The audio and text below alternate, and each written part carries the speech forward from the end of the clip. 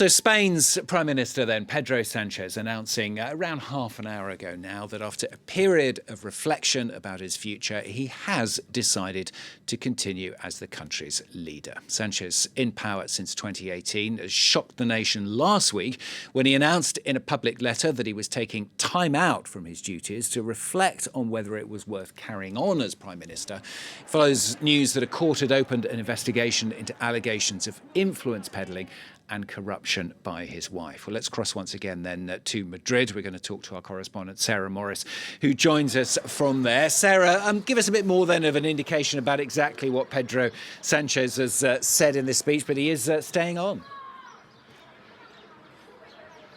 Well, he said exactly that, that he'd been reflecting over those 5 days and had decided that he would stay as the Prime Minister. He said, I've decided to continue with more strength, if at all possible, at the head of the government.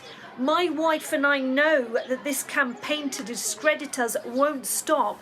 It's serious, but it isn't the most important thing.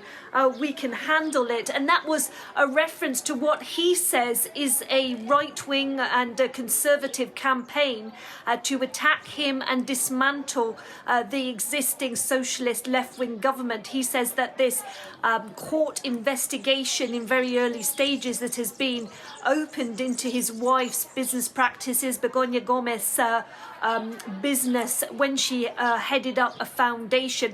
He says that is all part of a strategy to try to oust the government. And he said he was staying on basically because he really was grateful to the support that he'd seen. He talked about those thousands that turned out on Saturday and thousands more just yesterday to support him. All those people who marched through the streets of Madrid saying stay, resist, it is worth it, in reference to that comment he made, that question he raised back on Thursday when he said he was suspending his public diary, to ask himself the question, was it worth it given all the mudslinging that was coming from the Conservative and far-right party?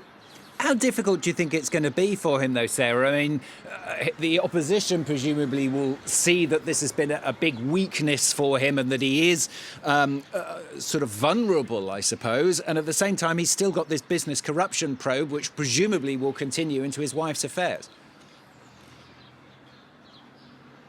Yes, the Conservative Party have been saying all along that this was a teenage show, this 5 days of reflection. And they said, and the leader of the opposition, Alberto Núñez Feijóo, he said he predicted it would all come to nothing. There would be no fresh election. There would be no resignation from Sanchez. He said it was all about trying to get people to pity him and to rally round him. And of course, that prediction that he would stay has come true. So in this sense, he will potentially give the Conservative Party and the far-right party, Vox, he'll give them another stick to beat him with.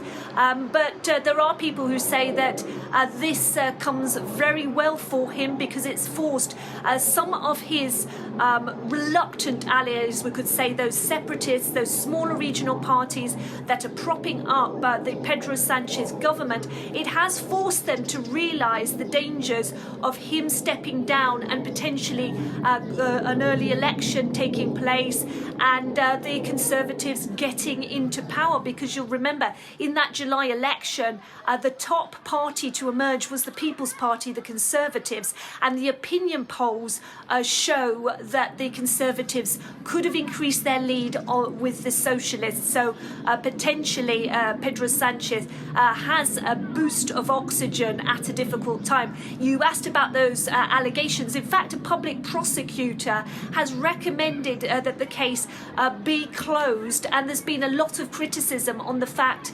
that the complaint was lodged by a far-right organisation based on newspaper articles. But of course it will be up to that judge to decide whether there is a case to explore further.